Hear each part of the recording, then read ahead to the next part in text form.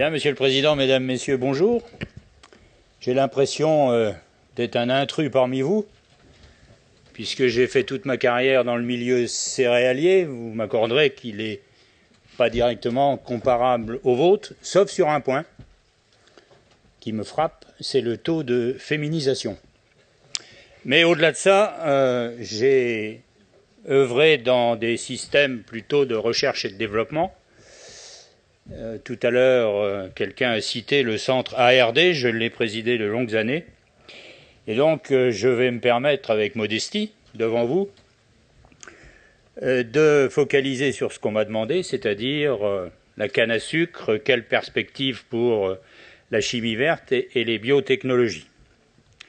Alors, je tiens à dire que j'ai été très intéressé par tout ce qui a été présenté ce matin, car de près ou de loin, toutes ces initiatives vont contribuer à assurer la durabilité de la culture de la canne, et cette durabilité est un facteur essentiel, car d'une manière très générale, et avant de rentrer dans les détails, on ne pourra pas prétendre substituer des éléments de la chimie du fossile par des éléments biosourcés si l'empreinte carbone des cycles n'est pas optimisée.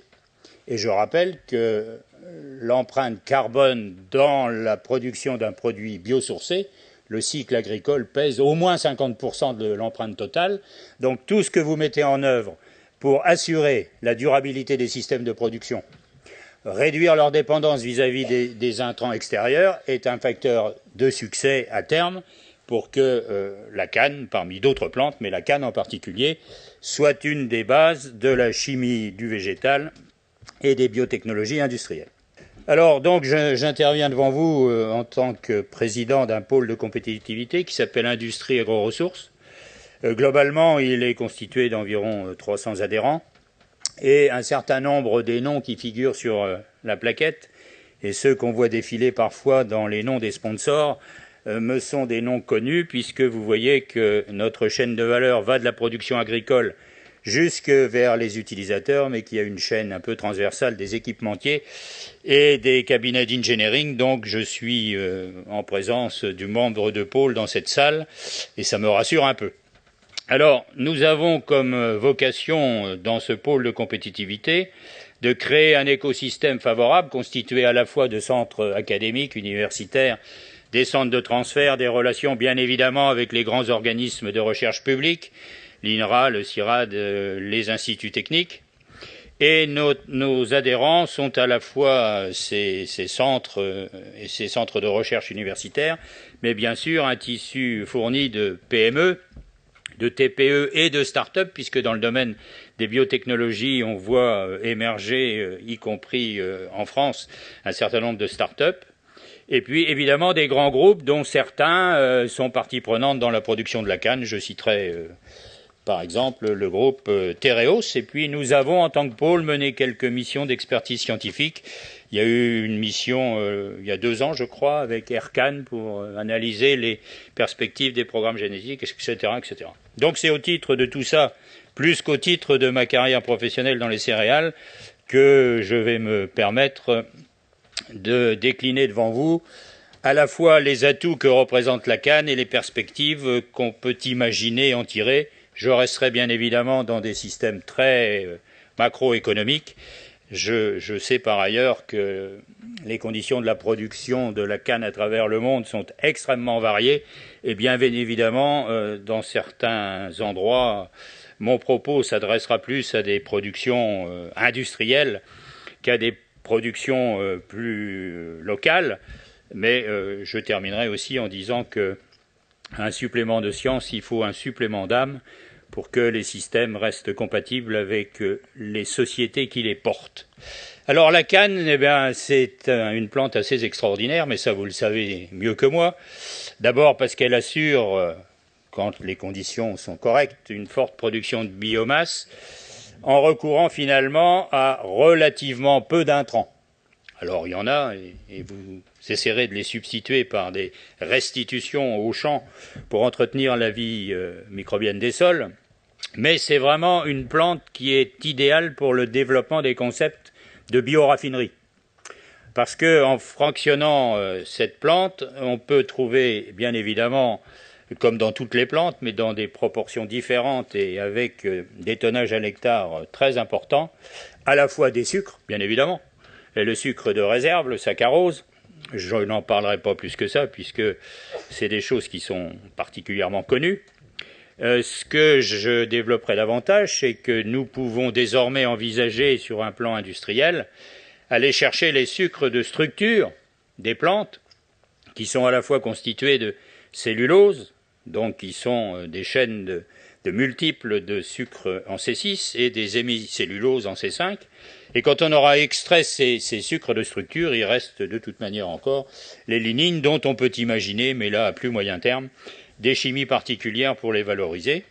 Et puis il y a ce que vous avez largement évoqué ce matin, que des orateurs qui m'ont précédé ont traité, les bagaces, les vinasses et les écumes. Alors, d'abord, pourquoi la canne est un remarquable végétal dans sa capacité à produire de la biomasse? Eh bien, c'est d'abord et physiologiquement parce que la canne appartient au monde des plantes dont les métabolismes sont dits en C4. Alors, on ne va pas rentrer dans les détails de tout ça, mais ça veut dire quoi? Ça veut dire que le métabolisme de la photosynthèse chez la canne, chez le maïs et chez le sorgho sont des métabolismes qui permettent une fixation supplémentaire de gaz carbonique par rapport aux plantes du type C3 et qui rend compétitives ces productions dans les systèmes évidemment plutôt tropicaux, mais dont la capacité essentielle est un rendement de capture du CO2 amélioré, ce qui donne un avantage certainement important à cette plante pour aborder les trois défis du XXIe siècle, qui sont bien évidemment le défi alimentaire, mais ça Bruno Parmentier le traitera, et l'ayant déjà pratiqué dans certaines séances publiques, je sais quelle sera sa pertinence et sa verve, donc j'en parle pas, mais néanmoins des chiffres ont été donnés dans le premier exposé de ce matin. Si on veut accompagner la consommation dans les pays émergents, quand on part de quelques kilos pour arriver sans atteindre des risques de santé, il y a des développements possibles, et même si les aléas conjoncturels généraux font qu'on est un peu dans des creux de marché, il y a évidemment à long terme une demande soutenue sur le sucre. Mais le XXIe siècle, alors il en prend conscience un peu plus difficilement. Hier, il a fini par poser quelques bases pour préparer la conférence qui aura lieu à Paris sur le défi climatique. Sans faire de dramaturgie, je pense qu'en termes tout à fait objectifs, le défi climatique en termes d'impact sur les populations peut être demain aussi grave que le défi alimentaire, si on y prend garde. Et donc, il est absolument indispensable de réduire la production des gaz à effet de serre. Et comment mieux le faire qu'en capturant du gaz carbonique, comme sait le faire le végétal et la canne en particulier. Et puis, il y a évidemment aussi, face à cette extension de la population, l'extension des besoins en énergie primaire. Et bien évidemment, il n'y a pas de solution unique, mais il faudra bien que la biomasse, pour sa part, participe au bouquet énergétique de demain, et la canne n'est pas en retard, puisque que ce soit à La Réunion, que ce soit au Brésil et ailleurs, une partie significative de la bagasse est utilisée pour la cogénération, et puis une autre partie des sucres sont utilisés pour l'instant en production d'éthanol dit de première génération.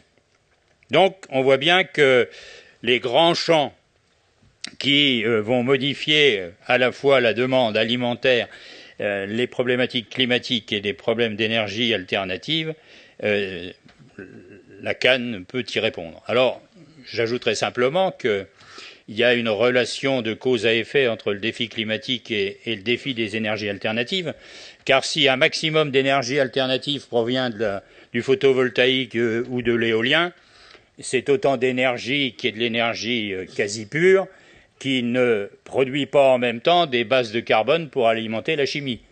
Et ça, c'est une rupture dont il faut prendre conscience. Depuis que le monde industriel a émergé, on avait concomitamment une énergie primaire qui était source de molécules pour la chimie. C'était vrai du charbon, ça a donné la carbochimie, puis sur une cinquantaine d'années, la mutation s'est faite vers la pétrochimie. Le jour où vous faites de l'éolien, vous faites certes de l'électricité qui est un vecteur énergétique, mais vous ne faites pas de chaîne de carbone, pas plus qu'avec le photovoltaïque. Donc plus il y aura d'énergie alternative de ce type, plus il y aura besoin de la production végétale contemporaine pour fournir à la chimie les chaînes de carbone indispensables à la construction des molécules et des objets.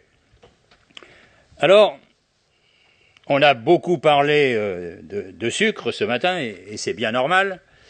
Je pense que la canne a, sans renier sa vocation première, et peut-être certainement même prioritaire de production de sucre, la canne est un extraordinaire fournisseur d'énergie potentielle. Et alors ça me rassure parce que même si on veut composter, et même si on se préoccupe de la restitution de la matière organique au sol, on voit bien que on peut prélever une dizaine d'équivalents tonnes de matière sèche de paille à l'hectare, et que ceci se développe bien évidemment avec la mécanisation des récoltes ou les coupes en verre. Mais il y a un autre phénomène important dont on doit prendre conscience, c'est que il est vraisemblable que la génétique peut faire des progrès assez considérables en matière de canne, tant pour sa production de sucre que sa production d'énergie. Et Aircan, tout le monde le sait bien sûr, travaille aussi sur ces choses, le CIRAD bien évidemment. Le problème, c'est que, sans rentrer dans trop de détails, la génétique de la canne est une génétique compliquée, parce que la canne est déjà pratiquement un hybride, constitué de deux patrimoines génétiques, qui en plus ont fait ensemble des recombinants. Donc faire la carte du génome de la canne, c'est une cartographie complexe, mais des progrès importants avec les marqueurs moléculaires sont en train d'opérer. Ils ont déjà permis de détecter des gènes de résistance à un certain nombre de maladies, les jaunisses, etc. Et je crois que le gros travail des sélectionneurs en matière de canne, ça sera au moins en raisonnant à l'hectare, de continuer de produire au moins autant de sucre, mais peut-être d'accroître la partie de fibres, de telle sorte que l'équilibre économique des filières de demain s'établisse certes sur le sucre, matière première alimentaire, mais aussi sur la production d'énergie qui, elle, peut être contractualisée sur des périodes plus longues qui permettraient en partie de lisser les aléas commerciaux qu'on a vus ce matin dans le premier exposé. Donc il y a vraiment un champ de développement important par les progrès de la génétique, et puis il y a une ressource de végétale et de paille en particulier croissante par les modifications des systèmes de récolte en particulier. Alors, ça je passe parce que c'est pas très original à vos yeux, mais c'est quand même un phénomène, si on l'analyse dans les 10 dernières années, qui a bénéficié finalement d'un développement extrêmement conséquent, et on voit bien que désormais la cogénération électrique par combustion des bagasses est un élément important. Là, j'étais au Brésil il y a quelque temps, je voyais s'ériger d'énormes chaudières à bagasse, mais sur des unités de taille plus modeste, on voit aussi que l'énergie, la cogénération électrique se déploie dans le monde de l'industrie cannière, d'abord pour fournir les unités de production en énergie elle-même, mais aussi au-delà pour la valoriser sur les réseaux, et ceci ouvre la voie du défi énergétique à laquelle la canne répond et répondra, je pense, de plus en plus demain. Alors, il y a maintenant l'enjeu de l'éthanol dit de deuxième génération. Alors, qu'est-ce que simplement consiste à examiner cette problématique d'éthanol de deuxième génération? Alors, pour l'instant, que ce soit à partir de la canne, de la betterave, du maïs, du blé, on produit essentiellement de l'éthanol dit de première génération, en utilisant les sucres de réserve des plantes, qui sont par ailleurs des sucres alimentaires. C'est le saccharose de la canne et de la betterave, c'est l'amidon du maïs qu'on hydrolyse ensuite en glucose, et le tout qu'on fait fermenter pour obtenir un alcool carburant. Bien. Vous n'êtes pas sans savoir que, En particulier, l'utilisation massive du maïs aux États-Unis, plus de 100 millions de tonnes pour faire de l'éthanol, a déclenché des furies absolues dans les aspects sociétaux, avec des images chocs du privilège du réservoir de la voiture plutôt que la nourriture du petit Mexicain, etc., etc. Quoi qu'il en soit, et même si en Europe en tout cas les parts réservées des productions agricoles sont extrêmement faibles pour la production de biocarburants, on ne peut pas nier qu'un problème sociétal global est posé et qu'on ne pourra plus sans limite continuer de faire de l'alcool carburant à partir de produits par ailleurs alimentaires.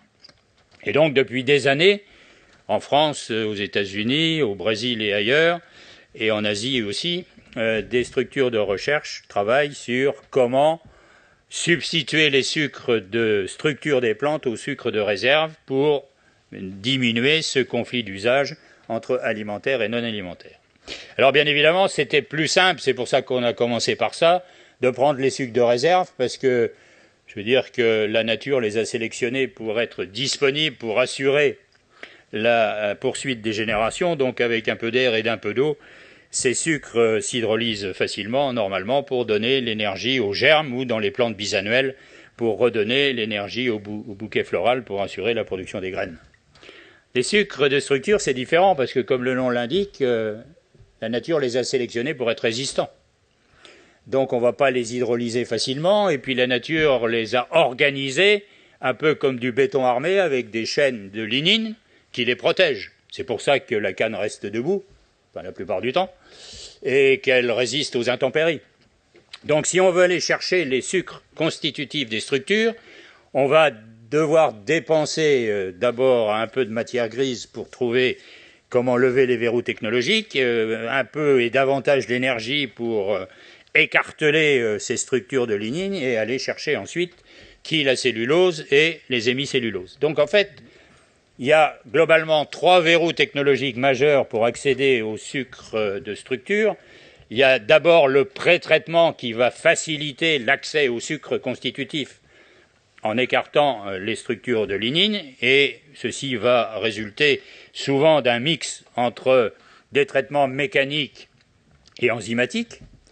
Et puis il y a ensuite le dispositif enzymatique qui va permettre d'aller extraire le maximum des sucres disponibles. Et puis enfin, il y a toute la problématique de la fermentation, parce que vous imaginez bien que si industriellement vous êtes obligé d'avoir une ligne de fermentation pour les C6 qui viennent de la cellulose, et puis une chaîne de fermentation pour les C5 qui viennent des hémicelluloses, ça fait 2 investissements en parallèle, les vitesses sont peut-être pas les mêmes, etc. Donc un très gros travail sur les levures a été opéré, et dont on peut dire aujourd'hui qu'on sait disposer désormais de levures qui cofermentent à la fois les sucres en C6 et les sucres en C5, et qui de plus les cofermentent dans les mêmes dynamiques, ce qui permet d'envisager une seule unité de fermentation. Alors, on est au tout début des phases d'industrialisation sur la 2e génération. Plusieurs technologies se confrontent à l'heure actuelle, et celle qui a démarré au Brésil au moins est portée par des structures industrielles importantes, Grand Bio par exemple, mais aussi aux États-Unis par Abengoa, etc., etc. Et puis la France participe aussi à ce projet, avec en particulier le projet Futurol. Alors, on est vraiment déjà au stade industriel, puisque voici une photo de l'unité d'éthanol cellulosique 2e génération de Grand Bio Algoas, qui est une technologie Biochemtex, qui est d'ailleurs celle utilisée dans une première unité qui travaille à partir de cannes de Provence en Italie, Beta Renewable. Donc on est à la charnière du transfert entre les pilotes pré-industriels et les premières unités industrielles. Il y a 10 ans, on les imaginait faire 200 000 tonnes. On les voit démarrer plutôt sur des horizons 20 000, 40 000, puis progressivement doublement des affaires. Donc ceci est un élément un peu nouveau qui certainement va se développer, même s'il ne faut jamais croire tout à fait ceux qui font des grandes déclarations pour lever de l'argent en bourse. Il y a quand même des grands groupes brésiliens qui déclarent haut et clair et qui écrivent avoir des projets de réaliser une vingtaine d'unités dans les 10 ans qui viennent.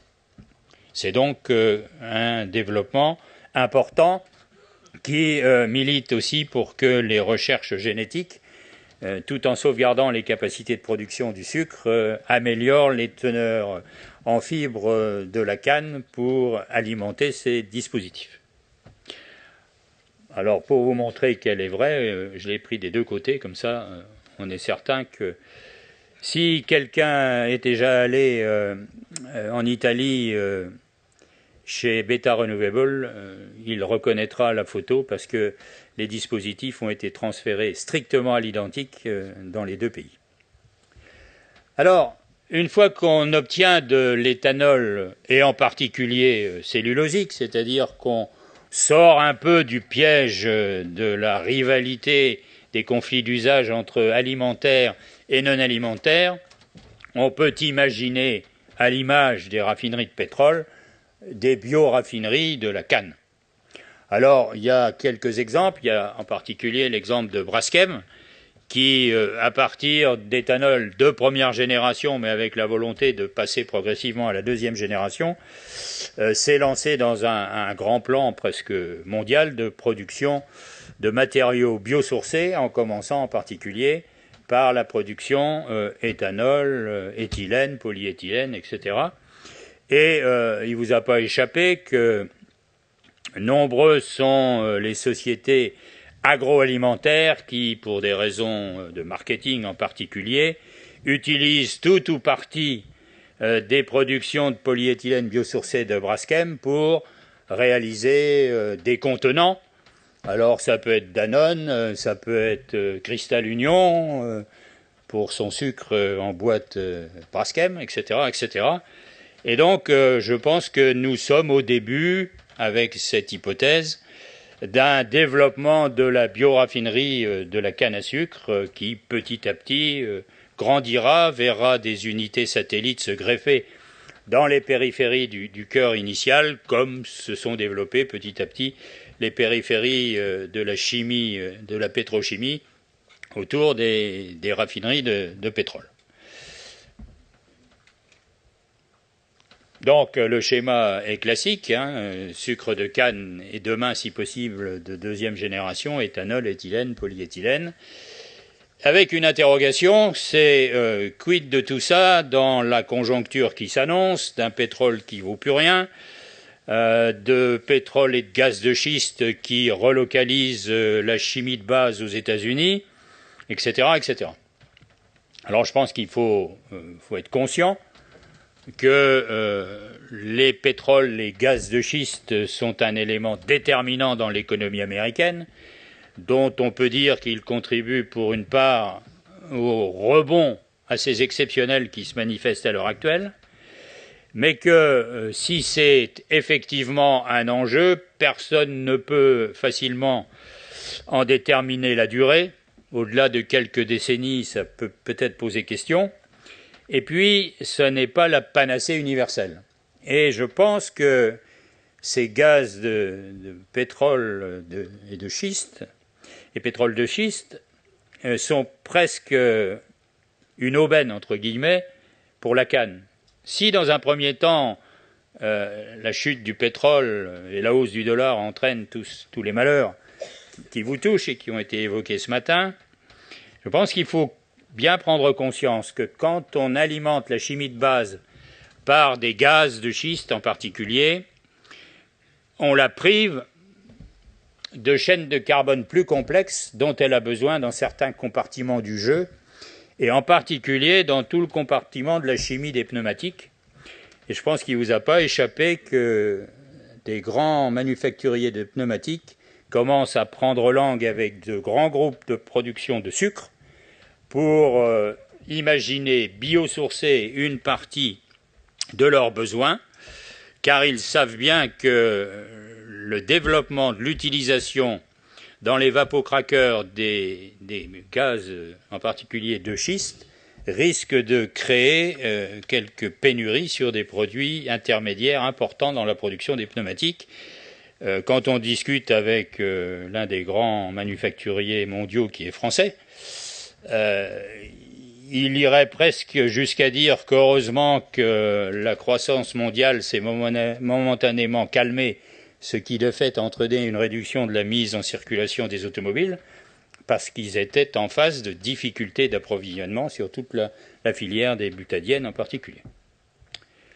Alors, évidemment, c'est momentanément porteur, et donc des gens déclinent tout ceci sur la chaîne de valeur, et c'est, je crois, un exemple de Braskem, mais donc c'est simplement pour vous dire que à partir de vos productions de canne, à partir des unités de traitement industriel, eh bien, des chaînes de valeur complémentaires sont petit à petit accessibles, et certains les ont anticipées. Alors, vient ensuite le domaine des biotechnologies industrielles. Après, je dirais, peu importe ce qu'on donne à manger aux champignons, aux bactéries et aux levures.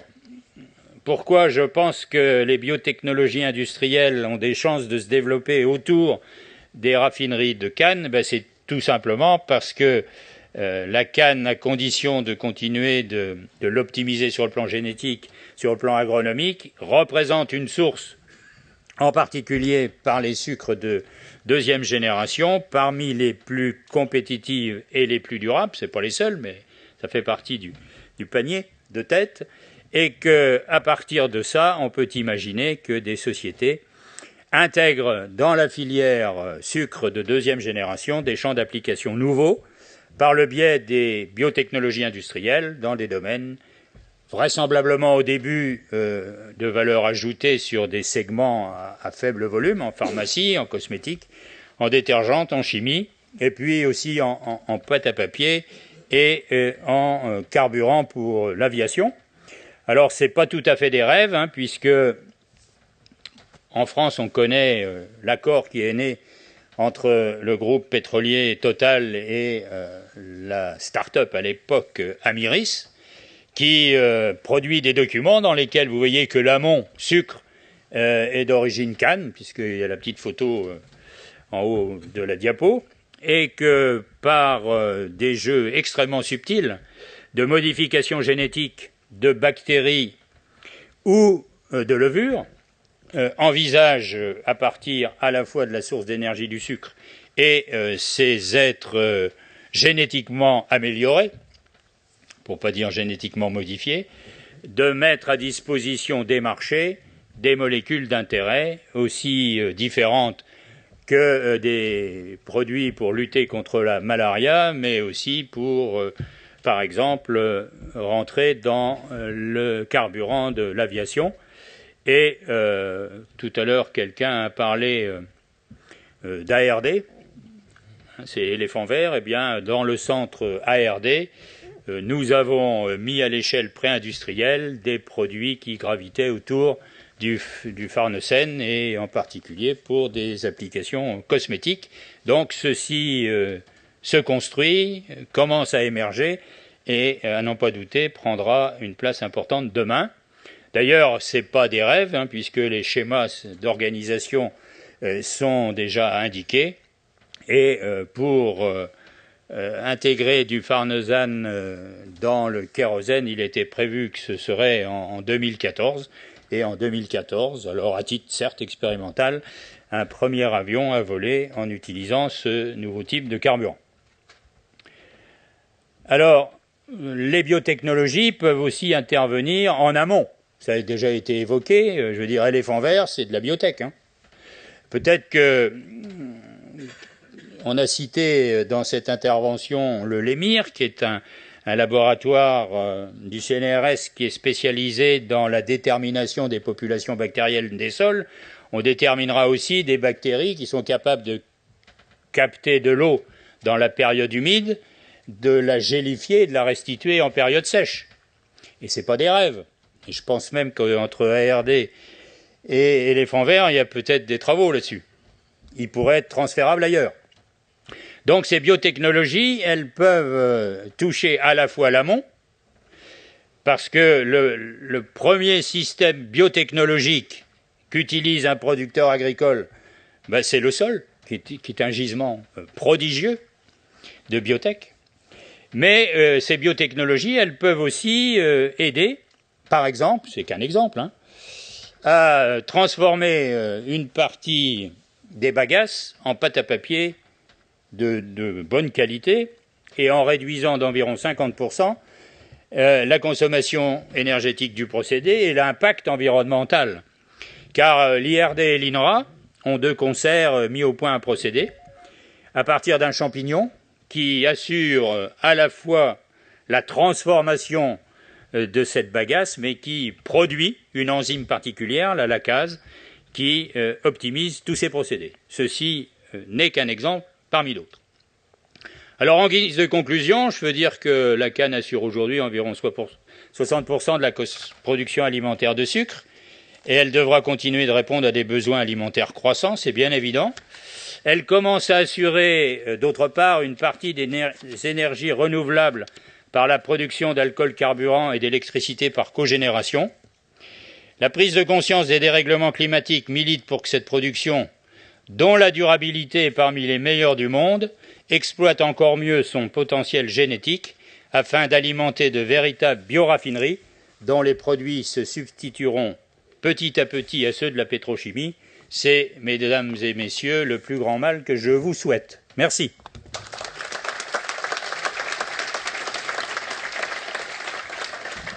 Merci beaucoup. On est preneurs, hein, surtout dans le contexte actuel de dépréciation des cours, et que Olivier nous disait qu'elle allait se poursuivre. C'était passionnant, très intéressant, et j'espère qu'il y a des questions. Qui veut se lancer ?